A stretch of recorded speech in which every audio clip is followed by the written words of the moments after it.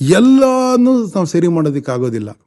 ಆದರೆ ಇದರಲ್ಲಿ ಯಾವುದು ನಾವು ಮಾಡೋಕ್ಕೆ ಅಗತ್ಯ ಮಾಡಲೇಬೇಕು ಅಂತ ಅನ್ಸುತ್ತೋ, ಅತಿ ಅಗತ್ಯ ಅಂತ ಯಾವುದು ಅನ್ಸುತ್ತೋ ಅದನ್ನು ನಾವು ಮಾಡಬೇಕು. ಆ ಕರ್ಮದ ಮಾಡಬೇಕು. ನಾವು ನಿಮ್ಮ ಆರೋಗ್ಯವನ್ನು ಕಾಪಾಡೋದೇ ನೀವು ಮಾಡಬೇಕಾಗಿರೋ ದೊಡ್ಡ ಸಕ್ಸಸ್.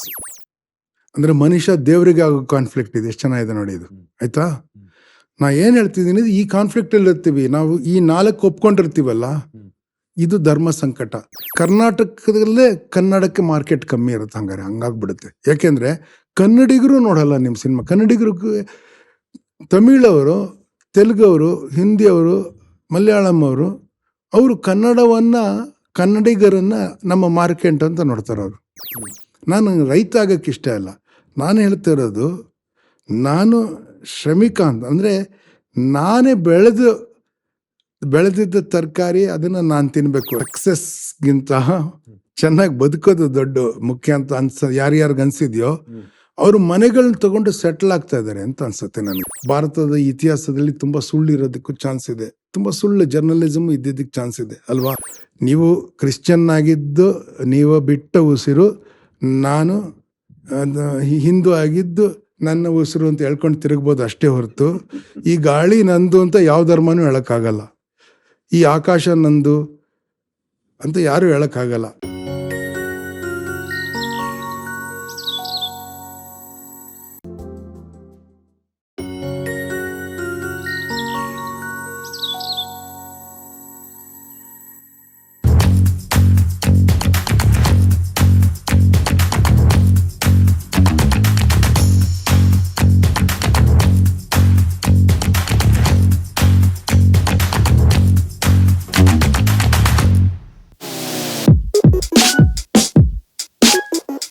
coffeemeets.com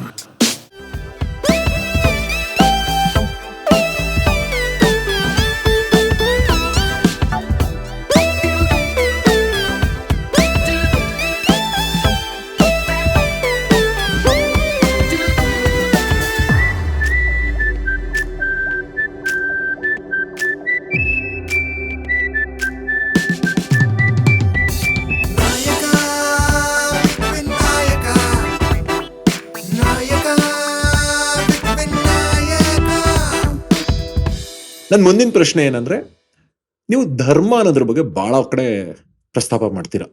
ನಿಮ್ ಪ್ರಕಾರ ಧರ್ಮ ಅಂದ್ರೆ ಏನು? ಧರ್ಮ ಅಂದರೆ ಕಾಂಟ್ರಾಕ್ಟ್, ಆಯಿತಾ? ಆ ಕಾಂಟ್ರಾಕ್ಟ್ ಪ್ರಕಾರ ನೀವೇನು ಮಾಡ್ತೀನಿ ಅಂತ ಕಾಂಟ್ರಾಕ್ಟಲ್ಲಿ ನಾನು ಇದು ಮಾಡ್ತೀನಿ, ನೀ ಅದು ಮಾಡಿದ್ರೆ ಅಂತ ಇರುತ್ತೆ ಗೊತ್ತಾ? ಆ ಕಾಂಟ್ರಾಕ್ಟ್ ತಕ್ಕಂತೆ ನೀವು ನಡ್ಕೋಬೇಕು. ಧರ್ಮದ ಕಷ್ಟ ಏನು ಬರುತ್ತೆ ಅಂದರೆ, ನೀವು ಕಾಂಟ್ರಾಕ್ಟು ಬರೀ ಒಂದು ಟ್ರಾನ್ಸಾಕ್ಷನಲ್ ಕಾಂಟ್ರಾಕ್ಟ್ ಮಾಡಿರ್ತೀರಲ್ಲ, ಅಷ್ಟು ಮಾತ್ರ ಇರೋದಿಲ್ಲ ಅದರಲ್ಲಿ. ನಾನು 5 ರೀತಿಯಲ್ಲಿ ಧರ್ಮದ ಪ್ರಶ್ನೆ ಬರುತ್ತೆ ಅಂತ ಹೇಳ್ತೀನಿ. ನಾನು ಇಂಥ ನಂಬಿಕೆಯನ್ನು ಇಟ್ಕೊಂಡಿದ್ದೀನಿ. ಅಂದರೆ ಯಾವುದೋ ಒಂದು ಶಕ್ತಿ ಇದೆ, ಅದು ದೇವರೋ ದೆವ್ವನೋ ಭೂತಾನೋ ಎಂಥದೋ ಒಂದು ಶಕ್ತಿ ಇದೆ. ಎಲ್ಲರೂ ಒಂದೊಂದು ಥರದ್ದು ನಂಬ್ತಾರಲ್ಲ, ಅದೊಂದು ಶಕ್ತಿ ಇದೆ. ನಾನು ಇದು ಮಾಡಿದ್ರೆ ಅದು ಮೆಚ್ಚುತ್ತೆ. ಆ ಶಕ್ತಿ ನಾನು ಇದು ಮಾಡಿದ್ರೆ ಅದು ಮೆಚ್ಚುತ್ತೆ, ಇದು ಮಾಡಿದ್ರೆ ಅದು ಮೆಚ್ಚೋದಿಲ್ಲ ಅಂತ ಒಂದು ಕಲ್ಪನೆ ಇರುತ್ತೆ ಅಲ್ವಾ? ನಾನು ಇದಕ್ಕೆ ಬದ್ಧ ಇರ್ತೀನಿ ಅಂತ ನನ್ನ ನಂಬಿಕೆಯ ಅದಕ್ಕೆ ನಾನು ಮನಸ್ಸಿನೊಳಗೆ ಹೇಳಿರ್ತೀನಿ, ಹೀಗೆ ನಡ್ಕೊಳ್ತೀನಿ ಅಂತ. ನೀವು 100 ತೆಂಗಿನಕಾಯಿ ಒಡಿಸ್ತೀನಿ ಅಂತಲೂ ಅಂದ್ಕೊಂಡಿರ್ಬೋದು. ಎಂಥದ್ದು ನೀವು 90 ತೆಂಗಿನಕಾಯಿ ಒಡಿಸಿದ್ರೆ ನಾನು ಕೆಟ್ಟದಾಗತ್ತೆ ಅಂತ ನಂಬಿರ್ತೀರ ಅಂತ ಇಟ್ಕೊಳ್ಳಿ. ಅದು ಕಾಂಟ್ರಾಕ್ಟ್, ಅದು ಫುಲ್ಫಿಲ್ ಮಾಡ್ತೀರಾ. ಆ ಕಡೆಯಿಂದ ಒಪ್ಪಂದ ಹೆಂಗಾಗಿದೆ ನಮ್ಗೆ ಗೊತ್ತಿಲ್ಲ. ನಿಮ್ಮ ಮನಸ್ಸರೊಳಗೆ ನಡೆದಿರೋ ವ್ಯವಹಾರ, ಅದು ನಾವು ನೋಡೋಕ್ಕಾಗಲ್ಲ, ಅದು ಅಲ್ವಾ? ಅದು ಕಾಣಿಸೋದಿಲ್ಲ ಆ ಕಾಂಟ್ರಾಕ್ಟ್. 2ನೇದೇನಂದ್ರೆ ಪ್ರಕೃತಿ ಜೊತೆ ಇರುತ್ತೆ. ನೀರು, ಭೂಮಿ, ಅದನ್ನು ಹೆಂಗೆ ಬಳಸ್ಕೋಬೇಕು ಆ ರೀತಿ ನೀವು ಬಳಸ್ಕೊಂಡ್ರೆ ಅದು ನಿಮಗೆ ಅನುಕೂಲ ಕೊಡೋದು ಜಾಸ್ತಿ ಇರುತ್ತೆ ಕಷ್ಟ ಕೊಡೋದಕ್ಕಿಂತ. ಯಾಕೆಂದರೆ ಬೆಂಕಿ ನಿಮ್ಗೆ ಅಡುಗೆನೂ ಮಾಡಿಕೊಡುತ್ತೆ, ನಿಮ್ಮನ್ನು ಸುಟ್ಟು ಬಿಡುತ್ತದು, ನಿಮ್ಮನೆ ಸುಟ್ಟಾಕ್ಬಿಡುತ್ತಲ್ವಾ? ಅದಕ್ಕೆ ನೀವು ಬೆಂಕಿ ಜೊತೆ ಪ್ರಕೃತಿ ಜೊತೆ ಕಾಂಟ್ರಾಕ್ಟ್ ಇಟ್ಕೊಳ್ತೀರಾ. ಕಾಡು, ಬೆಟ್ಟ ಎಲ್ಲರ ಜೊತೆ ಕಾಂಟ್ರಾಕ್ಟು. ನೀವು ಅಂಡರ್ ಗ್ರೌಂಡ್ ವಾಟರ್ನ ಎಳಿತಾನೆ ಇದ್ದರೆ 1000 ಅಡಿ ಹೋಗುತ್ತೆ, ಆಮೇಲೆ 1500 ಆಮೇಲೆ ಇರೋದಿಲ್ಲ ಅಷ್ಟೇ. ಈಗಲೇ ವಿಷ ಬರ್ತದೆ ಭೂಮಿಯಿಂದ, ಆಯಿತಾ? ಅದ್ರ ಆ ಕಾಂಟ್ರಾಕ್ಟ್ ಹಾಳು ಮಾಡಿದ್ದೀರಾ ನೀವು. ಇಷ್ಟೇ ನೀರು ತಗೊಳ್ತೀನಿ, ಅಷ್ಟು ನೀರು ವಾಪಸ್ ಬಿಡ್ತೀನಿ ಅಂತಿತ್ತು ಕಾಂಟ್ರಾಕ್ಟು. ನೀವು ಅದನ್ನ ಪಾಲಿಸ್ಲಿಲ್ಲ, ಅದಕ್ಕೆ ಭೂಮಿ ಹಿಂಗಾಗಿದೆ ಇವಾಗ. ಅದು ಒಂದು ಧರ್ಮ, ಆ ಕಾಂಟ್ರಾಕ್ಟು. ಮೂರನೇದು ಸಮಾಜದ ಜೊತೆ ಒಂದು ಇಂಟರ್ವ್ಯೂಲ್ ನಾನು ಹಿಂಗೆ ನಡ್ಕೋತೀನಿ, ಇದು ರಿಟರ್ನ್ ಅಲ್ಲ ಅನ್ರಿಟರ್ನ್ ರೂಲ್, ಇದು ಈ ಥರ ಇರಬೇಕು, ನಾವು ಹಿಂಗೆ ಕೂತ್ಕೊಂಡು ಮಾತಾಡಬೇಕು ಅಲ್ವಾ. ಅವ್ರು ಟೆಕ್ನಿಕಲ್ ಟೀಮ್ ಅವ್ರು ಹಿಂಗೆ ಮಾಡಿದ್ರೆ ಹಂಗೆ ಮಾಡಬೇಕು, ಅದೆಲ್ಲ ಒಂದು ನಿಯಮ ಇರುತ್ತೆ.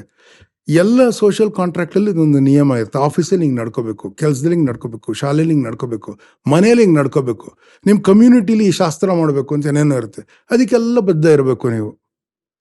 ಈಗ ರೆಡ್ ಲೈಟ್ ಇದ್ದರೆ ಕ್ರಾಸ್ ಮಾಡಬಾರ್ದು, ಯಾರೂ ಇಲ್ಲ ಕ್ರಾಸ್ ಮಾಡ್ಬೋದು, ಇಲ್ಲ ಮಾಡಬಾರ್ದು. ಯಾರೂ ಇಲ್ಲದೇ ಇದ್ರೂ ನೀವು ರೆಡ್ ಲೈಟನ್ನು ಇದು ಟ್ರಾಫಿಕಲ್ಲಿ ವೈಲೇಟ್ ಮಾಡಿದ್ರೆ ತಪ್ಪದು ಅಲ್ವಾ. ಅದು ಕಾಂಟ್ರಾಕ್ಟ್, ಸೋಷಿಯಲ್ ಕಾಂಟ್ರಾಕ್ಟ್. ಅದು ನೇಷನ್ಗೆ ಬದ್ಧ ಇರಬೇಕು, ಟ್ಯಾಕ್ಸ್ ಕಟ್ಟಬೇಕು, ಏನೇನೋ ರೂಲ್ಸು. ನಾಲ್ಕನೇದು, ನೀವು ಇನ್ನೊಬ್ಬರ ಜೊತೆ, ನಾನು ನಿಮ್ಮ ಹತ್ರ ಏನೋ ಒಂದು ಒಪ್ಪಂದ ಮಾಡ್ರಿ, ಅದು ಎಲ್ಲರಿಗೂ ಗೊತ್ತಿರೋ ಕಾಂಟ್ರಾಕ್ಟ್. ನಾನು ಇನ್ನೊಬ್ಬರ ಜೊತೆ ಮಾಡ್ಕೊಂಡಿರ್ತೀನಿ ಒಪ್ಪಂದ, ಕಡೆದು ನನ್ನ ಜೊತೆನೇ ನಾನು ಮಾಡ್ಕೊಂಡಿರ್ತೀನಿ, ನನಗೆ ಇದು ಇಂಪಾರ್ಟೆಂಟು, ಇದನ್ನೇ ಮಾಡೋದು ಸರಿ ಅಂತ ಅನ್ಸಿರುತ್ತೆ. ನೀವು ಅದು ಮಾಡ್ತಿರೋ ಮಾಡಲ್ವೋ ಅದು ಧರ್ಮ.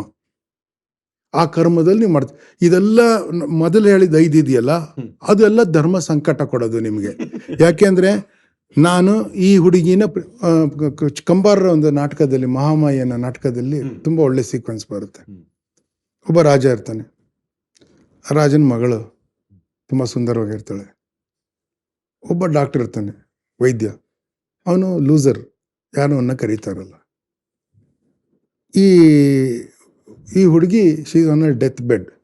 ಯಾರು ವೈದ್ಯರು ಬಂದು ಅವಳಿಗೆ ಇದು ರಾಜ್ಕುಮಾರಿಗೆ ಕ್ಯೂರ್ ಮಾಡೋಕ್ಕಾಗಲ್ಲ. ಈ ಡಾಕ್ಟರ್ ಬರ್ತಾನೆ. ಈ ಡಾಕ್ಟರ್ ಅಷ್ಟಿಗೆ ಯಾತಿಗೆ ಫೇಮಸ್ ಆಗಿರ್ತಾನೆ, ರಾಜ ಕರೆಸ್ತಾನೆ ಅಂದರೆ, ಈ ಡಾಕ್ಟರ್ ಲೂಸರು ದೇವರಿಂದ ಒಂದು ವರ ಪಡೆದಿರ್ತಾನೆ. ಒಂದು ದೇವತೆ, ದೇವರು ಅನ್ಬಾರ್ದು, ಶಟವಿ ದೇವಿ ಅಂತ, ಆ ದೇವರಿಂದ ಒಂದು ವರ ಪಡೆದು. ಏನಂದರೆ, ನೋಡು ನೀನು ಯಾರನ್ನ ಪೇಷಂಟ್ಗೆ ನೋಡೋಕೆ ಹೋಗ್ತೀಯಲ್ಲ, ಶಯನದ ಆ ಕಡೆನ ಬಂದರೆ, ಬಲ್ಗಡೆನ ಬಂದರೆ ಕೇಸ್ ತಗೋ, ಎಡಗಡೆ ಬಂದರೆ ತಗೋಬೇಡ. ಯಾಕೆಂದರೆ ನಾನು ಬಲ್ಗಡೆ ಬಂದರೆ ಎಂಥ ಕೈಲೇರಾಗಲಿ ಅದು ಉಳಿತಾಳೆ, ಅವ್ರ ಪೇಷಂಟ್ ಉಳಿತಾರೆ. ಎಡಗಡೆ ಬಂದರೆ ಏನು ಸಿಂಪ್ಟಮ್ಸ್ ಇಲ್ಲದೆ ಇದ್ರು ಅವ್ರು ಸಾಯ್ತಾರೆ, ನಾನು ತೊಗೊಂಡೋಗ್ಬಿಡ್ತೀನಿ ಅದನ್ನು, ನೀನು ಇದಕ್ಕೆ ಬದ್ಧ ಇರಬೇಕು ಅಂತ ಹೇಳಿರ್ತಾಳೆ ಅವಳು.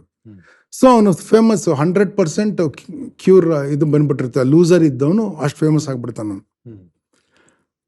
ಈ ರಾಜ್ಕುಮಾರಿನ ನೋಡೋಕೆ ಬಂದಾಗ ನೋಡ್ತಾನೆ, ರಾಂಗ್ ಸೈಡಲ್ಲಿ ದೇವತೆ ಕಾಣಿಸ್ಕೊಳ್ತಾಳೆ. ಆ ಕೇಸ್ ತಗೋಬಾರ್ದು ಅವನು. ಆದರೆ ಅವಳನ್ನ ನೋಡಿ he falls in love with her and he decides to cure her. ಅಂದರೆ ಮನುಷ್ಯ ದೇವರಿಗೆ ಆಗೋ ಕಾನ್ಫ್ಲಿಕ್ಟ್ ಇದೆ. ಎಷ್ಟು ಚೆನ್ನಾಗಿದೆ ನೋಡಿ ಇದು, ಆಯಿತಾ. ನಾ ಏನು ಹೇಳ್ತಿದ್ದೀನಿ, ಈ ಕಾನ್ಫ್ಲಿಕ್ಟಲ್ಲಿ ಇರ್ತೀವಿ ನಾವು, ಈ 4 ಒಪ್ಕೊಂಡಿರ್ತೀವಲ್ಲ, ಇದು ಧರ್ಮ ಸಂಕಟ. ಬೇರೆ ಜಾತಿ ಹುಡುಗಿನ ಮದುವೆ ಆದರೆ ಮನೇಲಿ ಒಪ್ಪೋದಿಲ್ಲ ಅಲ್ವಾ. ನಾ ಹೇಳೋದು ಇದು ನುವಾನ್ಸಲ್ಲೂ ಬರುತ್ತೆ. ದುಡ್ಡಿರೋ ಸಂಪತ್ತಿಗೆ ಸವಾಲ್ ಥರ ಪಿಕ್ಚರ್ಲಿ ದುಡ್ಡಿರೋರು, ದುಡ್ಡು ಇಲ್ಲದೆ ಇರೋದು ಇರುತ್ತೆ ಪ್ರಾಬ್ಲಮ್. ಈ ಥರ ನಾವು ಧರ್ಮ ಸಂಕಟದಲ್ಲಿ ಬದುಕೋದು. ಎಲ್ಲನೂ ನಾವು ಸರಿ ಮಾಡೋದಕ್ಕಾಗೋದಿಲ್ಲ. ಆದರೆ ಇದರಲ್ಲಿ ಯಾವುದು ನಾವು ಮಾಡೋಕ್ಕೆ ಅಗತ್ಯ ಮಾಡಲೇಬೇಕು ಅಂತ ಅನ್ಸುತ್ತೋ, ಅತಿ ಅಗತ್ಯ ಅಂತ ಯಾವುದು ಅನ್ಸುತ್ತೋ ಅದನ್ನು ನಾವು ಮಾಡಬೇಕು, ಆ ಕರ್ಮದ ಮಾಡಬೇಕು ನಾವು. ಅದು ಧರ್ಮ ಅಂದರೆ ನನ್ನ ಪ್ರಕಾರ. It is not a choice you have, it is a choice to do the right thing or not. It is not I can do this right thing or that right thing. There is only one thing to do. Action is not gray area. Action is black or white. Will you do it or not? Ashte. 1 or 0 ashte adu action. It is not this one or that one alla. It's 1 or 0 ashte. Will you do it or not? There are no buts. There is no options. Adu dharma. I have one more question, but ನಾನು ಇದನ್ನ last part of the ಇಂಟರ್ವ್ಯೂಗೆ ಇಟ್ಕೋತೀನಿ.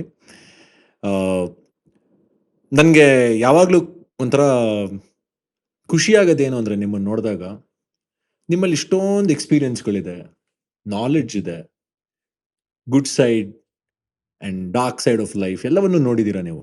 How do you carry that spirit in you? ಆ energy ಹೆಂಗೆ ನಿಮ್ಮಲ್ಲಿ ಯಾವಾಗಲೂ ವಾಪಸ್ ಬರುತ್ತೆ, ಮತ್ತೆ ಎದ್ದು ನಿಂತ್ಕೋತೀನಿ ಅಂತ? ನನಗೆ ಪ್ರತಿದಿನ ಸೂರ್ಯ ಹುಟ್ಟಿದಾಗ ನನಗೆ ಮತ್ತೆ ಬದುಕ್ಬೋದು ಅಂತ ಅನಿಸುತ್ತೆ. ಆ ಥರ ಅನ್ಬೇಕು. ನನಗೆ ಮಳೆ ಬಂದರೆ ಖುಷಿಯಾಗತ್ತೆ. ನನ್ನ ಕಾಲೊಂದು ಸತಿ ಮುರಿದೋಗಿದ್ದಾಗ ನಾನು 6 ವಾರ ಆಸ್ಪತ್ರೆಯಲ್ಲಿದ್ದೆ. ಆಸ್ಪತ್ರೆಯಿಂದ ನನ್ನ ಬಿಡುಗಡೆ ಆದಾಗ ನಮ್ಮ ತಂದೆಗೆ ಹೇಳಿದೆ, ನಾನು ಈಗ ಏಪ್ರಿಲ್ ಹ್ಮ್. 7th ಬ್ಲಾಕಲ್ಲಿ ರೋಡಲ್ಲಿ ಹೋಗೋಣ, ಹ್ಮ್. ಗುಲ್ಮೋರ್ ಬಂದಿರತ್ತೀಗ ಅಂತಂದೆ ನಾನು. ಹ್ಮ್. Okay, hmm. ಅಂದರೆ ನಾನು ನೇಚರ್ ಲವರು ಆ ಥರ ಹೇಳ್ತಿಲ್ಲ. I love everything. ನಿಮ್ಮನ್ನ ಮೀಟ್ ಮಾಡಿದ್ರೆ ನನಗೆ ಖುಷಿ ಆಗುತ್ತೆ. Thank you. ನೀವು ಪ್ರಶ್ನೆ ನಿಜ ಹೇಳ್ತಿದ್ದೀನಿ. ಎಲ್ಲರೂ ಮೀಟ್ ಮಾಡಿದ್ರೆ ಆಗಲ್ಲ. ಆದರೆ ತುಂಬ ಎಲ್ಲ ಜಗತ್ತಲ್ಲಿ ಎಲ್ಲವನ್ನು ನೋಡಿದ್ರೆ ಖುಷಿ ಆಗಲ್ಲ. ಟ್ರಾಫಿಕ್ ಜಾಮ್ಸ್ ಸಿಲ್ಕ್ ಬೋರ್ಡಲ್ಲಿ ನೋಡಿದ್ರೆ ಖುಷಿ ಆಗೋದಿಲ್ಲ. ಆದರೆ ಸಾವಿರ ಸಂಗತಿಗಳಿದೆ ಖುಷಿ ಪಡೋದಕ್ಕೂ. ನಾನು derive inspiration from other people. I like other people. I like food. I like Bharat. Okay, I am glad I am in Bharat. I am glad I am in Karnataka. I am glad I am in Bangalore. ನನಗೆ ಕನ್ನಡದಲ್ಲಿ ಮಾತಾಡ್ತೀನಿ ಅಂತ ನನಗೆ ಸಂತೋಷ ಇದೆ. ನನಗೆ ಸ್ವಲ್ಪ ತಮಿಳಲ್ಲಿ ಅಷ್ಟು ಚೆನ್ನಾಗಿ ಮಾತಾಡಲ್ಲ ಅನ್ನೋ ದುಃಖನೂ ಇದೆ. ಆದರೆ ಕನ್ನಡದಲ್ಲಿ ಮಾತಾಡ್ತೀನಿ ಅನ್ನೋ ಸಂತೋಷ ಇದೆ ನನಗೆ. ಎಲ್ಲನೂ ಆಗಬೇಕಾಗಿತ್ತು, ಬಟ್ ಆಗಲ್ಲ ನನಗೆ. ಅದನ್ನು ತಡ್ಕೊಳ್ತೀನಿ ನಾನು. ಯಾವುದೋ ಒಂದು ಮಾಡೋಕ್ಕಾಗತ್ತಲ್ಲ, ನನಗೆ ಅದು ಖುಷಿ ಕೊಡುತ್ತೆ. ನನಗೆ ಐ ಕೌಂಟ್ ಮೈ ಸೆಲ್ಫ್. 140 ಕೋಟಿ ಜನ ಇರೋ ಈ ದೇಶದಲ್ಲಿ ನನಗಿಂತ ಸುಖವಾಗಿರೋರು ನನಗನ್ಸುತ್ತೆ ಹೆಚ್ಚಂದರೆ ಒಂದು 10-20 ಲಕ್ಷ ಜನ ಇರ್ಬೋದು ಅಂದ್ಕೊಳ್ತೀನಿ ನಾನು ಭಾರತದಲ್ಲಿ. ನಾನು ಐ ಮೀನ್ ದ ಟಾಪ್ 1 ಕೋಟಿ. 140 ಕೋಟಿ ಜನದಲ್ಲಿ ಟಾಪ್ 1 ಕೋಟಿಯಲ್ಲಿ, ಅದರಲ್ಲೂ ಟಾಪ್ 20 ಲ್ಯಾಕ್ಸಲ್ಲಿ ಇದ್ದೀನಿ ನಾನು ಅಂತ ನಾನು ನಂಬಿದ್ದೀನಿ. ಬೇರೆಯವ್ರ ಕಷ್ಟ ಎಷ್ಟಿದೆಯೋ ಅದಕ್ಕಿಂತ ಕಮ್ಮಿ ಕಷ್ಟ ನನಗಿದೆ. ನನಗೆ ಕೊರಗೋದಕ್ಕೆ ಹೆಚ್ಚಿಲ್ಲ. ನಾನು ಪಡ್ಕೊಂಡಿರೋದಕ್ಕೆ ನನಗೆ ಗ್ರ್ಯಾಟಿಟ್ಯೂಡ್ ಇದೆ, ಅಷ್ಟು ಮಾತ್ರ ಹೇಳ್ತೀನಿ. ಫ್ಯಾಂಟಾಸ್ಟಿಕ್. ಐ ಮೀನ್ ನನಗೆ ನೀವು ಹೇಳೋ ಎಷ್ಟೋ ವಿಚಾರಗಳನ್ನು I can connect very easily. That's why you can see I have a big smile on my face. And Prakash ಅವ್ರ ಮಾತಲ್ಲಿ ಒಂದು ಡಾರ್ಕ್ ಹ್ಯೂಮರ್ ಇರುತ್ತೆ. ಅವ್ರನ್ನ ಚೆನ್ನಾಗಿ ಹತ್ತಿರದಿಂದ ಯಾರು ನೋಡಿರ್ತಾರೋ ಅವ್ರೆಲ್ಲರೂ ಇಷ್ಟಪಡೋದೇನು ಅಂದರೆ, ಅವ್ರು ಬೈತಾ ಇರ್ತಾರೆ ಬಟ್ ಬೈತಾ ಇರೋದು ಯಾರಿಗೂ ಗೊತ್ತಾಗ್ತಾ ಇರಲ್ಲ. ನಗಿಸ್ತಾ ಇರ್ತಾರೆ ಬಟ್ ನಗಿಸ್ತಾ ಇರೋದು ಯಾರಿಗೂ ಗೊತ್ತಾಗ್ತಾ ಇರಲ್ಲ. That is something that I really admire. ನಮ್ಮ next segment it's called not my question ಅಂತ. ಫೇಸ್ಬುಕ್ಕಲ್ಲಿ, ಇನ್ಸ್ಟಾಗ್ರಾಮಲ್ಲಿ ನಾನು ಈ ಥರ ಪ್ರಕಾಶ್ ಬೇವಡೆ ಅವ್ರನ್ನ ಇಂಟರ್ವ್ಯೂ ಮಾಡ್ತಾ ಇದ್ದೀನಿ ಅಂತ ಹೇಳಿದೆ. ಒಂದಿಷ್ಟು ಜನ ನಿಮ್ಮ ಅಭಿಮಾನಿಗಳು, ನಿಮ್ಮನ್ನು ಇಷ್ಟಪಡೋರು ಎಲ್ಲ ಪ್ರಶ್ನೆಗಳು ಕಳಿಸಿದ್ದಾರೆ. ಕೆಲವು ಭಾಳ ವಿಚಿತ್ರವಾಗಿದೆ. ನಾನು ಈ ಥರನೂ ಕೇಳ್ತಾರ ನಿಮ್ಮ ಬಗ್ಗೆ ಅಂತ ಯೋಚನೆ ಮಾಡ್ತಾ ಇದ್ದೆ. So are you ready sir? Okay, not my question, ಬನ್ನಿ ಶುರು ಮಾಡೋಣ. Not my question. Actually first ಪ್ರಶ್ನೆ is very nice. How old are you? ನನಗೆ ಈಗ ಮುಂದಿನ ವಾರ 61 ಆಗುತ್ತೆ.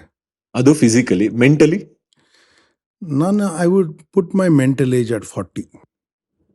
ಓಕೆ, ನಾನೇನು ಜಾಸ್ತಿ ಹೇಳ್ತೀರಾ ಅಂತ ಅನ್ಕೊಂಡಿದ್ದೆ ನಾನು. ಯಾಕೆಂದ್ರೆ ನಿಮ್ಮ ಮಾತುಗಳು, ನಿಮ್ಮ ವಿಷಯಗಳು ಎರಡು ತುಂಬ ಫ್ಯೂಚರಿಸ್ಟಿಕ್ ಆಗಿರುತ್ತೆ. ಅದಕ್ಕೆ ದಟ್ಸ್ ವಾಟ್ ಐ ಮೆಂಟ್. ನೀವು ಮಹಾಭಾರತದಲ್ಲಿ ಯಾವ್ದಾರ ಪಾತ್ರ ಮಾಡಬೇಕು ಅನ್ನೋದಾದ್ರೆ ಯಾವುದನ್ನ ಆಯ್ಕೆ ಮಾಡ್ಕೋತೀರಾ? Difficult question. ಮಹಾಭಾರತದಲ್ಲಿ ದುರ್ಯೋಧನ ಭಾಳ ಒಳ್ಳೆ ಪಾತ್ರ ಅಂತ ಅನ್ಸುತ್ತೆ. ಓಕೆ, ನನಗೆ ವಿದುರನ ಪಾತ್ರ ನಂಗಿಷ್ಟ. ಬಟ್ ನನ್ನ ಫೇವ್ರೆಟ್ ಪಾತ್ರ ಮಹಾಭಾರತದಲ್ಲಿ ಯುಯುತ್ಸು. ನೀವು ಮತ್ತೆ ಯಾವಾಗ ಸಿನಿಮಾನ ಡೈರೆಕ್ಟ್ ಮಾಡ್ತೀರಾ? ಪರ್ವ ಕಾದಂಬರಿಯನ್ನು ನಾನು ನಾಟಕ ಆಗಿ ಮಾಡಿದ್ದೀನಿ. 8.5 ಗಂಟೆ ಅದು ಭಾಳ ಯಶಸ್ವಿ ಪ್ರದರ್ಶನ ಅಂತ ಎಲ್ಲರೂ, ಪ್ರಯೋಗ ಅಂತ ಎಲ್ಲ ಹೇಳ್ತಿದ್ದಾರೆ. ಅದನ್ನು ನಾನು ಒಂದು OTT ಪ್ಲ್ಯಾಟ್ಫಾರ್ಮ್ಗೆ ಪರ್ವ ಕಾದಂಬರಿಯನ್ನು ನಾನು ಶೂಟ್ ಮಾಡಿ ಕೊಡಬೇಕು ಅಂತ ನನಗೆ ಆಸೆ ಇದೆ. Web series, like a web series. Nice. I want to see if it's possible. ಅದು ನೋಡೋಣ. ಇವ್ರು ಯಾರು ಉತ್ತರ ಕರ್ನಾಟಕದವರು. ಸರ್, ಏರ್ ಲಿಫ್ಟ್ ಮೂವಿನಾಗ ನೀವು ಅಕ್ಷಯ್ ಕುಮಾರ್ಗೆ ಯಾಕ್ರಿ ಅಷ್ಟು ತಲೆ ತಿಂತೀರ್ರಿ ಅಂತ ಬರ್ದಿದ್ದಾರೆ. ಒಂದು ಹೀರೋ ಕಷ್ಟಪಡ್ತಾ ಇದ್ದಾಗ ಹೀರೋಗೆ ಕಷ್ಟ ಕೊಡೋರು ಇರ್ಬೇಕು ಯಾರಾದರೂ, ಆಯಿತಾ? ಅದಕ್ಕೆ ಅದು ವಿಲನ್ ಅಂತಾರೆ. ಅಂದರೆ ನಿಜವಾದ ವಿಲನ್ ಅಲ್ಲ, ವಿಲನ್ ಥರ ಇರ್ತಾನೆ, ಆದರೆ ಅವ್ನು ಕೆಟ್ಟವನಲ್ಲ. ಆದರೆ ಹೀರೋಗೆ ಕಷ್ಟ ಕೊಡ್ತಾ ಇರ್ತಾನೆ. ಅವ್ನು ಹೇಳೋದೆಲ್ಲ ಸತ್ಯ ಆಗುತ್ತೆ. ನೀವು ಸರಿಯಾಗಿ ಪೇಪರ್ ವರ್ಕ್ ಕಾಂಟ್ರಾಕ್ಟ್ ಸರಿಯಾಗಿ ಮಾಡಿಸ್ಕೊಂಡಿಲ್ಲ, ನಿಮ್ಗೆ ಗೊತ್ತಿರಲಿಲ್ಲ, ನೀವು ಇದನ್ನ ಮಾಡಬಾರ್ದಾಗಿತ್ತು, ಅವ್ನು ಹೇಳೋದು ಎಲ್ಲ ಸರಿ ಇರುತ್ತೆ ಆ್ಯಕ್ಚುಲಿ. ಅದಕ್ಕೆ ಆ ಪಾತ್ರ, ಆ ಸಿನಿಮಾದ ಕಟ್ಟಿಗೆ ಹೀರೋಗೆ ಕಷ್ಟ ಕಾಣಿಸೋದಕ್ಕೆ ನಾನೊಬ್ಬ ಪಾತ್ರ ಆಗಿರ್ತೇನೆ. ಸದ್ದಾಮ್ ಮಿಲಿಟರಿ ಒಬ್ಬ ರೆಪ್ರೆಸೆಂಟೇಟಿವ್, ಅವನು ಇನ್ನೊಂದು ಪಾತ್ರ ಆಗಿರ್ತಾನೆ. ಏನು ಇನ್ಸಾಮಮ್ ಅವ್ರೂ ಕಷ್ಟ ಕೊಡ್ತಿರ್ತಾರೆ, ನಾವಿಬ್ಬರೇ ಅವ್ರಿಗೆ ನಿಜವಾದ ಕಷ್ಟ ಕೊಡೋದು. ಬಿಗ್ನಿಂಗಲ್ಲಿ ಹೆಂಡ್ತಿ ಕೊಡ್ತಿರ್ತಾಳೆ ಅಂದರೆ ಅವಳು ಹೆಂಡ್ತಿನ ಪರ ಆಗಿಬಿಡ್ತಾಳೆ, ಕಡೆವರೆಗೂ ಕಷ್ಟ ಕೊಡ್ತಾ ಉಳಿಯೋದು ನಾನು. ಅದಕ್ಕಾಗಿ ನಾನು ಅಷ್ಟು ಕಷ್ಟ ಕೊಡಬೇಕಿದ್ರೆ ಆ ಕತೆ ಸುಲಭ ಸಾಧ್ಯ ಆಗ್ಬಿಟ್ಟಿರೋದು, ಹಾಗೆ ಹೀರೋ ಆಗಿರಲ್ಲ ಅಲ್ವಾ. ನಿಮ್ ಪ್ರಕಾರ ಅನಂತ್ ನಾಗ್ ಅವರು is one of your favourite actors ಅಂತ ನೀವು ಹೇಳ್ತೀರಾ, ಯಾಕೆ? Actually Anant Nag is even more a favourite person for me, even not as an actor. ಯಾಕೆಂದರೆ ಅವ್ರು ಚೆನ್ನಾಗಿ ಅಭಿನಯಿಸ್ತಾರೆ ಅಷ್ಟೇ ಅಲ್ಲ, ಅವರು ಅದನ್ನು ಮೀರಿದ್ದ ಒಂದು ಅವ್ರಿಗೆ ಒಳಗೆ ಅವ್ರದ್ದೇ ಒಂದು ಶಕ್ತಿ ಅವ್ರಿಗಿದೆ. ಅದೇನಂದರೆ ಅವರು I see Anant Nag as a spiritual person. ಅವ್ರಿಗೆ actually he is not really interested in all these in fame and everything. I don't think he cares too much for it. I know that, he's very particular about money. But even money, he sees it as a very practical thing to resolve something for himself. That's all it is. He's not a person going after money. Okay? So whenever he does, he is very particular about money. He would have given up a zillion opportunities in his life to make money. Okay? ಅವರು ಯಾಕೆ ಹಂಗಿದ್ದಾರೆ ಅಂದರೆ ಅವ್ರಿಗೆ ಆಧ್ಯಾತ್ಮದ ತುಡಿತಾ ಇದೆ ಅವ್ರಿಗೆ, ಅನಂತನಾಗ್ ಅವ್ರಿಗೆ. ಮತ್ತು ನನ್ನ ಲೈಫಲ್ಲಿ ನಾನು ನೋಡಿರೋ ವ್ಯಕ್ತಿಗಳಲ್ಲಿ he is one of the most intelligent persons.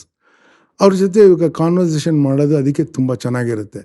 ಏನು ವಿಷಯನಾದ್ರು ಮಾತಾಡ್ಬೋದು, ಎಲ್ಲದಕ್ಕೂ ಸ್ಪಂದಿಸಿ ಮಾತಾಡ್ತಾರೆ. He is very well informed, ಚೆನ್ನಾಗಿ ಹಾಡ್ತಾರೆ, ಅವರಿಗೆ ಸಂಗೀತ ಇಷ್ಟ, ಪೇಂಟಿಂಗ್ ಇಷ್ಟ, ಇಂಗ್ಲೀಷ್ ಚೆನ್ನಾಗಿ ಬರುತ್ತೆ, ಹಿಂದಿ ಬರುತ್ತೆ, ಕೊಂಕಣಿ ಬರುತ್ತೆ, ಕನ್ನಡ ತುಂಬ ಚೆನ್ನಾಗಿ ಬರೀತಾರೆ, ಚೆನ್ನಾಗಿ ಮಾತಾಡ್ತಾರೆ, ತುಂಬ ಚೆನ್ನಾಗಿ ಅಭಿನಯಿಸ್ತಾರೆ. ಅದನ್ನೆಲ್ಲ ಮೀರಿದ್ದು ರಾಜಕೀಯ ಆಸಕ್ತಿ ಇದೆ. ರಾಜಕೀಯ ಅಂದರೆ ಪಕ್ಷ ರಾಜಕೀಯದ ಆಸಕ್ತಿ ಇಲ್ಲ. He understands politics at a fundamental level. ಅವ್ರಿಗೆ ಲಿಟ್ರೇಚರ್ ಸೆನ್ಸ್ ಇದೆ, ಅವ್ರಿಗೆ sense of history he's got. He is very gifted and he wears his gifts very lightly. ಅದಕ್ಕೆ ನಂಗೆ ಅವ್ರ ಕಂಡ್ರೆ ತುಂಬ ಇಷ್ಟ. ನಿಮ್ ಪ್ರಕಾರ ಕನ್ನಡ ಕರ್ನಾಟಕದಿಂದ ಆಚೆ ಬೆಳೀತಾ ಇದೆ ಅನ್ಸುತ್ತ? ಇವರು ಸರಿಯಾಗಿ ಬಿಟ್ಟರೆ ಬೆಳೆಯತ್ತೆ. ನಾನು ಏನಂತ ಹೇಳ್ತೀನಿ ಕೇಳಿ. ಒಂದು ಕೊರಿಯನ್ ಸಿನಿಮಾ ಮಾಡ್ತಾರೆ ಅಂತ ಇಟ್ಕೊಳ್ಳಿ, ಕೊರಿಯನ್ ಮಾರ್ಕೆಟ್ಗೆ ಮಾಡಲ್ಲ ಅದು ಸಿನಿಮಾನ. ಕೊರಿಯನ್ ಭಾಷೆಯ ಮಾರ್ಕೆಟ್ ಇದೆಲ್ಲ, ಅದಕ್ಕೆ ಆ ಸಿನಿಮಾ ಮಾಡಲ್ಲ. ಕೊರಿಯನ್ ಫಿಲ್ಮ್ನ ವರ್ಲ್ಡ್ ಸಿನಿಮಾ ಅಂತ ಮಾಡ್ತಾರೆ ಅವರು. ಕ್ಯೂಬನ್ ಸಿನಿಮಾಗ ವರ್ಲ್ಡ್ ನೋಡೋ ಥರ ಸಿನಿಮಾ ಅಂತ ಮಾಡ್ತಾರೆ ಅವರು, ಆಯ್ತಾ. ಆದರೆ ಕನ್ನಡದಲ್ಲಿ ಸಿನಿಮಾ ಮಾಡಿದಾಗ ಕನ್ನಡ ಮಾರ್ಕೆಟ್ಗೆ ಮಾಡ್ತಾರೆ. ಕರ್ನಾಟಕದಲ್ಲೇ ನೀವು ಹಂಗೆ ಯೋಚನೆ ಮಾಡಿದಾಗ ಕರ್ನಾಟಕದಲ್ಲೇ ಕನ್ನಡಕ್ಕೆ ಮಾರ್ಕೆಟ್ ಕಮ್ಮಿ ಇರುತ್ತೆ. ಹಂಗಾಗ್ಬಿಡುತ್ತೆ. ಯಾಕೆಂದರೆ ಕನ್ನಡಿಗರು ನೋಡಲ್ಲ ನಿಮ್ಮ ಸಿನಿಮಾ. ಕನ್ನಡಿಗರಿಗೆ ತಮಿಳವರು, ತೆಲುಗವರು, ಹಿಂದಿಯವರು, ಮಲಯಾಳಂ ಅವರು ಕನ್ನಡವನ್ನು, ಕನ್ನಡಿಗರನ್ನು ನಮ್ಮ ಮಾರ್ಕೆಟ್ ಅಂತ ನೋಡ್ತಾರೆ. ಅವರು ಹಿಂದಿಯವರು ಕನ್ನಡಿಗರನ್ನ ನಮ್ಮ ಮಾರ್ಕೆಟ್ ಅಂತ ನೋಡ್ತಾರೆ. ಕನ್ನಡಿಗರು ಯಾರನ್ನೂ ನಮ್ಮ ಮಾರ್ಕೆಟ್ ಅಂತ ನೋಡಲ್ಲ ಅನ್ನೋ ಥರದ್ದು ಮಾಡ್ಕೊಂಡಿದ್ದಾರೆ ಎಲ್ಲ ನಮ್ಮಲ್ಲಿ. ಅದು ಹೋದಾಗ ನಾವು ಮಾಡೋದಕ್ಕಾಗತ್ತೆ, ಅದು ಹೋಗುತ್ತೆ. ಇದೆಲ್ಲ ಚೇಂಜ್ ಆಗುತ್ತೆ. ಅಂದರೆ ಈಗ ಯಾರ ಕೈಲಿದೆಯೋ, ಈ ಗೇಟ್ ಕೀಪರ್ಸ್ ಇರ್ತಾರಲ್ಲ ಸಿಸ್ಟಮಲ್ಲಿ, ಅವ್ರ ಗೇಟ್ ಕೀಪರ್ಸು ಒಳ್ಳೇದನ್ನ ಒಳಗೆ ಬರೋಕ್ಕೆ ಬಿಟ್ಟರೆ ಆಗುತ್ತದು. ನೀವು ಯಾವ ಥರ ಲೈಫಲ್ಲಿ ಫೂಲ್ ಆಗಿದ್ದೀರಾ? ತುಂಬ ಸತಿ ಆಗಿದ್ದೀನಿ. ಅದು ನನಗೆ ನಾರ್ಮಲ್ ಪ್ರಾಕ್ಟೀಸು. ನನ್ನ ಹೆಂಡತಿ ಪೆದ್ದ ಅಂತ ಕರೀತಾಳೆ ನನ್ನ. ಯಾಕೆ ನಾನು ಲಿಫ್ಟಿಗೆ ಹೋಗ್ತೀನಿ, ತಲೆ ಎಲ್ಲ ಇರ್ತೀನಿ, ಕೇಳಿದ್ರಲ್ಲ ಅವಾಗ, ಲಿಫ್ಟಿಗೆ ಹೋಗಿ ತಲೆ ಎಲ್ಲ ಇರ್ತೀನಿ, ನೋಡ್ತಾ ನಿಂತಿರ್ತಾಳೆ, ನಗು ಬರ್ತಾ ಇರ್ತೆ. ನಾನು ನೋಡ್ತೀನಿ, ಯಾಕೆ ನಗ್ತಿದ್ದೆ ಅಂದರೆ ಬಟನ್ನು ಪ್ರೆಸ್ ಮಾಡಿಲ್ಲ, ನಿಂತ್ಕೊಂಡಿದ್ಯಲ್ಲ ಅಂತ ಹೇಳೋಳು. ಆಬ್ಸೆಂಟ್ ಮೈಂಡೆಡ್ ಆಗಿರ್ತೀನಿ, ಅದಕ್ಕೆ ತುಂಬ ಸತಿ ಫೂಲ್ ಆಗ್ತೀನಿ. ನಾನು ಏನೇನೋ ತಿಳ್ಕೊಂಡಿರ್ತೀನಿ, ನಾನು ತಿಳ್ಕೊಂಡಂಗೆ ಇರೋದೇ ಇಲ್ಲ ಅದು. ನಿಮಗೆ ನೀವು ಅತಿ ಹೆಚ್ಚು ಭಯ ಪಡೋದು ಯಾವುದಕ್ಕೆ? ನನಗೆ ಈಗ ತುಂಬ ದೊಡ್ಡ ಭಯ ಇರೋದೇನೆಂದರೆ, ನನ್ನನ್ನು ನಂಬಿದವ್ರಿಗೆ ದೊಡ್ಡ ಅನ್ಯಾಯ ಏನಾರು ಆಗ್ಬಿಡುತ್ತೆ ಅನ್ನೋ ಭಯ ನನಗಿದೆ. ನನಗೆ ಸಿಟ್ಟಿನ ಸ್ವಭಾವ ಇದೆ. ದುಡುಕಿ ಏನಾರು ಮಾಡಿ ಯಾರಿಗಾರು ತುಂಬ ಕಷ್ಟ ಕೊಟ್ಬಿಡ್ತೀನಿ ಅನ್ನೋ ಭಯ ನನಗಿದೆ. ನಾನು ಮಾಡಿದ್ದೀನಿ ಹಿಂದೆ 2-3 ಸಲ. ಅದಕ್ಕೆ ನನಗೆ ತಿರ್ಗಾ ಮಾಡಬಾರ್ದು ಅಂತ ಇದೆ ನನಗೆ. ನಾನು ಎಚ್ಚರಿಕೆಯಿಂದ ಇರಬೇಕು ಅಂತ. ಎಸ್ಪೆಷಲಿ ನನ್ನ ಹೆಂಡತಿ ಮಕ್ಕಳಿಗೆ ನಾನು ತುಂಬ ಕಷ್ಟ ಕೊಟ್ಟಿದ್ದೀನಿ. ನಾನು ದುಡುಕಿ ಏನೇನೋ ಮಾಡಿ ದುಡುಕೋದಿರೋ ಭಯ ನನಗಿದೆ ಈಗಲೂ. ದುನಿಯಾ ಸೂರಿ ಅವ್ರ ಜೊತೆ ಕೆಲಸ ಮಾಡಿದ್ದೀರಾ, ಅವ್ರ ಬಗ್ಗೆ ಏನು ಹೇಳ್ತೀರಾ? Duniya Suri is Kannada's best director. ಉಪ್ಪಿಟ್ಟ ಬಿಸಿಬೇಳೆ ಭಾತ? ಉಪ್ಪಿಟ್ಟು. ಇನ್ನು ಸಾಧಿಸಕ್ ಆಗದೆ ಇರುವಂತಹ ಒಂದು ಕನಸು ಏನದು? ನನಗೆ ನಾನು ತಿನ್ನುವ ಊಟನ ನಾನೇ ಬೆಳಿಬೇಕು ಅಂತ ಆಸೆ ಇದೆ. ರೈತ ಆಗ್ಬೇಕು ಅಂತ. ರೈತ ದೊಡ್ಡ ಪದ. ರೈತ ಅಂದರೆ ನಮ್ಮ ನಮ್ಮ ಭಾರತೀಯ ಪರಿಕಲ್ಪನೆಯಲ್ಲಿ ರೈತನ ಶೂದ್ರ ಅಂತ ಹೇಳಲ್ಲ. ರೈತನ ವರ್ಣ ಶೂದ್ರ ಅಲ್ಲ, ರೈತ ವೈಶ್ಯ. ಯಾಕೆಂದ್ರೆ ತನಗೆ ಎಷ್ಟು ಅಗತ್ಯನೋ ಅದಕ್ಕಿಂತ ಜಾಸ್ತಿ ಬೆಳಿತಾನ ಅವನು. ಅದು ಮಾರಾಟಕ್ಕೆ ಇಡ್ತಾನೆ ಅಂತ. ಅವನು ಮೂಲಭೂತವಾಗಿ ಶ್ರಮಿಕ ಅಷ್ಟೇ ಅಲ್ಲ, ಅವನ ಮೂಲಭೂತ ಉದ್ದೇಶ ಶ್ರಮದಿಂದ ತನ್ನ ಫಲ ಪಡ್ಕೊಳ್ಳೋದಲ್ಲ. ಇದು ಕೂಲಿ ಬೇರೆತ್ತ, ಕೂಲಿ ಅಲ್ಲ ರೈತ ಅಂದ್ರೆ. ಈಗ ಹೆಂಗೇನೋ ಮಾಡಿ ಇಟ್ಕೊಂಡಿದ್ದಾರೆ, ಆದ್ರೆ ಜಾಸ್ತಿ ಬೆಳಿತಾನೆ, ಅದನ್ನ ಮಾರ್ತಾನೆ ಅಂತ. ಮಾರಾಟ ಅಂದ್ರೆ ಆಗ ಬಾರ್ಟರು ಇರ್ಬೋದು, ಆದ್ರೆ ಅವನು ವೈಶ್ಯಕ್ಕೆ ಹಿ ಪ್ರೊಡ್ಯೂಸರ್ಸ್ ಹೀಸ್ ರೈತ ಇಸ್ ಎ ಪ್ರೊಡ್ಯೂಸರ್ ಅಂತಿತ್ತು. ನಾನು ರೈತ ಆಗಕ್ಕೆ ಇಷ್ಟ ಇಲ್ಲ. ನಾನು ಹೇಳ್ತಾ ಇರೋದು, ನಾನು ಶ್ರಮಿಕ ಅಂತ ಅಂದರೆ ನಾನೇ ಬೆಳೆದಿದ್ದ ತರಕಾರಿ ಅದನ್ನು ನಾನು ತಿನ್ನಬೇಕು. ಅದು ಆಸೆ ಇದೆ ನನಗೆ. Very nice. ನೀವು ಹೇಳಿದಂಥ ಕಷ್ಟವಾದ ಡೈಲಾಗ್ ಯಾವುದು ಸರ್ ಇದುವರೆಗೂ? ನಾನು ಮಲಯಾಳಂ ಸಿನಿಮಾದಲ್ಲಿ ಆ್ಯಕ್ಟ್ ಮಾಡಿದೆ. ಅದನ್ನು ಡಬ್ ಮಾಡಬೇಕಾಯ್ತು ನಮ್ಮ ಮಲಯಾಳಮಲ್ಲಿ. ತುಂಬ ಕಷ್ಟ ಇತ್ತು ನನಗೆ. ಬಟ್ ನಾನು ಅವ್ರನ್ನ ಅಡ್ಮೈರ್ ಮಾಡ್ತೀನಿ. ನನ್ನ ಕೈಲ ಮಾಡಿಸಿದ್ರು ಅವರು. ಅಕ್ಷಯ್ ಕುಮಾರ್ ಜೊತೆ ಕೆಲಸ ಮಾಡಿದ್ದು ಹೇಗಿತ್ತು? ಅವರು ತುಂಬ ಒಳ್ಳೆ ಸೆನ್ಸ್ ಆಫ್ ಹ್ಯೂಮರ್ ಇದೆ ಅವ್ರಿಗೆ ನ್ಯಾಚುರಲ್ ಫ್ಲೇರ್ ಇದೆ ಹ್ಯೂಮರ್ಗೆ.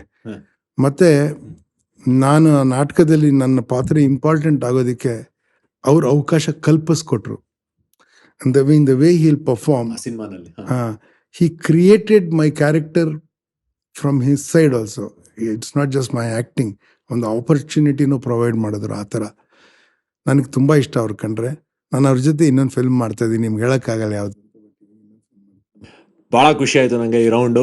ಬಿಕಾಸ್ ನಾನು ಏನು ಅಂದ್ಕೊಂಡಿದ್ನೋ ಕೆಲವು ಪ್ರಶ್ನೆಗಳು ಹಾಗೆ ಉತ್ತರ ಕೊಟ್ಟರು, ಇನ್ನು ಕೆಲವು ಊಹೆಗೂ ಮೀರಿತ್ತು ಉತ್ತರಗಳು. Thank you so much. Next is the last segment of the show and that is ಒಂದು ಸ್ವಲ್ಪ ಜಾಸ್ತಿ. ಸ್ವಲ್ಪ ಜಾಸ್ತಿ ಸರ್, ಒಂದು 2 ಪ್ರಶ್ನೆ ಇದೆ. ಕೋವಿಡ್ ಆದ್ಮೇಲೆ ಜನ ಫುಲ್ ಬದಲಾಗ್ಬಿಟ್ಟಿದ್ದಾರೆ ಸರ್ ಅಂತ ಜನ ಹೇಳ್ತಾರೆ. ನಿಮ್ಗೇನು ಅನ್ಸುತ್ತೆ? ಕೋವಿಡ್ ಇಂದ ಏನು ಕಲ್ತಿಲ್ಲ ಜನ ಅಂತ ಅನ್ಸತ್ತೆ, ಆದರೆ ಕೆಲವು ಕಲ್ತಿರೋದು ಇದೆ. ನಾನು ಎರಡು ಆಸ್ಪೆಕ್ಟಲ್ಲಿ ಹೇಳ್ತೀನಿ.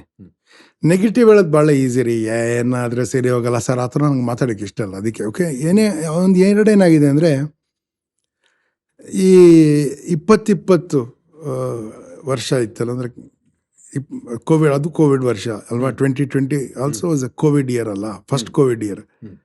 ಅದರ ಅಕ್ಟೋಬರಲ್ಲಿ ಒಂದು ಸರ್ವೆ ಮಾಡಿದಾಗ ಮೆಟ್ರೋಸಲ್ಲಿ ಅನ್ಸೋಲ್ಡ್ ಇನ್ವೆಂಟ್ರಿ ರಿಯಲ್ ಎಸ್ಟೇಟ್ದು 55 ತಿಂಗಳು ಅಂತಿತ್ತು. ಅಂದರೆ ಈಗಿರೋಷ್ಟು ಮನೆಗಳನ್ನು, ಸ್ಪೇಸಸ್ಸನ್ನು ಮಾರಾಟ ಮಾಡೋದಕ್ಕೆ 55 ತಿಂಗಳಾಗತ್ತೆ ಅಂತ ಹೇಳಿದ್ರು. 55 ಮಂತ್ಸ್ ಅಂತ ಹೇಳಿದರು.